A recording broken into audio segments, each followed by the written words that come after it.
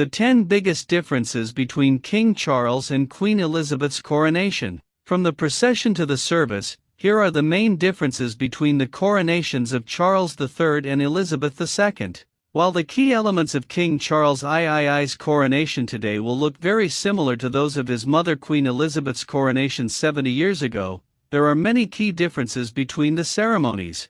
Here, the 10 biggest points of change. Hello and welcome to Royal Scandal. Please do well to like, subscribe, comment and turn on the notification bell so as not to miss out on any news updates. Number 1. The length of the procession. As King Charles and Queen Camilla traveled to Westminster Abbey that morning, they went 1.3 miles down the Mall, then through Admiralty Arch and Trafalgar Square, down Whitehall and along Parliament Street until Westminster Abbey.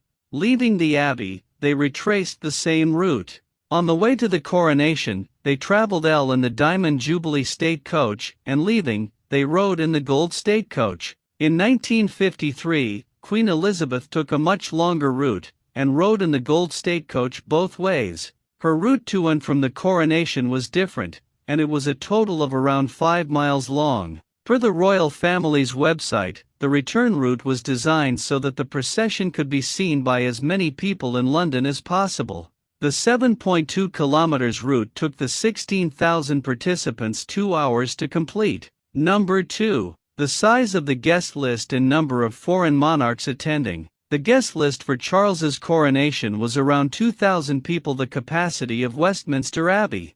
At Queen Elizabeth's coronation, 8,251 people attended. A key difference in the guest lists was the presence of foreign monarchs. No crowned heads of state attended Queen Elizabeth's coronation, so no monarchs were really in attendance, with the exception of Queen Salote Tupo III of Tonga. Instead, princes and princesses attended on behalf of sovereigns. For example, Prince Bertil of Sweden represented his father, King Gustav VI Adolf. At Charles's coronation, we saw a number of kings and queens in the congregation at Westminster Abbey, including King Felipe and Queen Letizia of Spain, King Jigme Khesar Namgyal Wangchuck and Queen Jetsun Pema of Bhutan, and King Willem Alexander and Queen Maxima of the Netherlands. Number 3. The length of the service. Charles's coronation service was reportedly around 2 hours long, whereas Elizabeth's lasted almost 3 hours. According to Buckingham Palace, the ceremony reflected the monarch's role today and looked towards the future, while being rooted in long-standing traditions and pageantry. The liturgy was modernized where possible, and the service used Welsh, Scottish Gaelic, and Irish Gaelic languages for the first time. Number 4. The roles of Queen Camilla versus Prince Philip. At the coronation, Camilla was crowned alongside her husband. However, at his wife's coronation in 1953, Prince Philip was not crowned.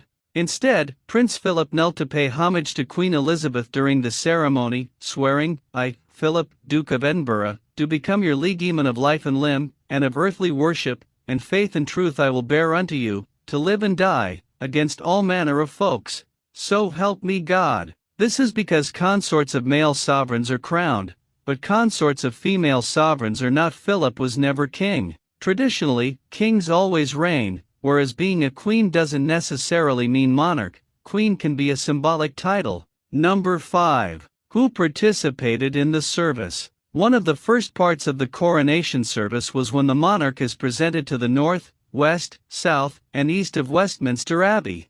At Queen Elizabeth's coronation, the Archbishop of Canterbury did all these declarations. At King Charles's coronation, the Archbishop did just the first declaration. The other 3 was read by Baroness Amos, Lady Angiolini, and Christopher Finney. This signaled the greater inclusion of women and people of color in King Charles's coronation service.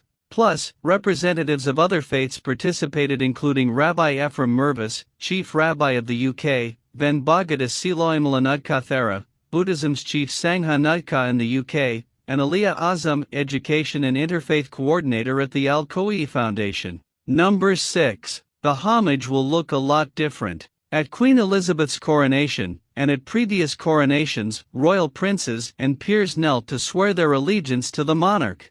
At Elizabeth's, the first to pay homage was her husband, Prince Philip, followed by her uncle Prince Henry, Duke of Gloucester, then her cousin, Prince Edward, Duke of Kent. At King Charles's coronation, it was a lot different. Only Prince William paid homage, swearing, "I, William, Prince of Wales, pledge my loyalty to you and faith and truth I will bear unto you, as your liege man of life and limb. So help me God." He is a representative of the royal family. Number 7. The Oath. There is one key difference between the oath King Charles swore and the oath his mother swore 70 years ago, which is what territories they reign over. Elizabeth promised to govern the peoples of the United Kingdom of Great Britain and Northern Ireland, Canada, Australia, New Zealand, the Union of South Africa, Pakistan and Ceylon, and of your possessions and other territories, whereas Charles will promise to govern the peoples of the United Kingdom of Great Britain and Northern Ireland, your other realms and the territories.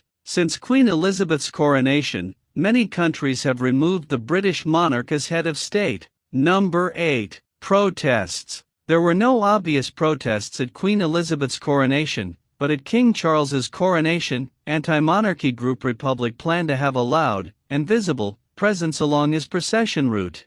They planned to gather around the statue of King Charles I, who was beheaded in 1649, and carried bright yellow signs that declared "Not my king." Number 9. The Age of the Monarch. This may be obvious, but Queen Elizabeth was 27 years old when she was crowned at Westminster Abbey.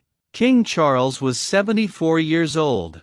The visual differences of a young woman versus an old man being at the center of the coronation was stark. Number 10. The Vibes. Put it simply, the vibes surrounding the coronation of Queen Elizabeth and the coronation of King Charles were very different. Queen Elizabeth's coronation was a moment of public joy. King Charles's coronation came amid a cost of living crisis and uncertainty surrounding the future of the monarchy. Thank you so much for watching. Please like and subscribe.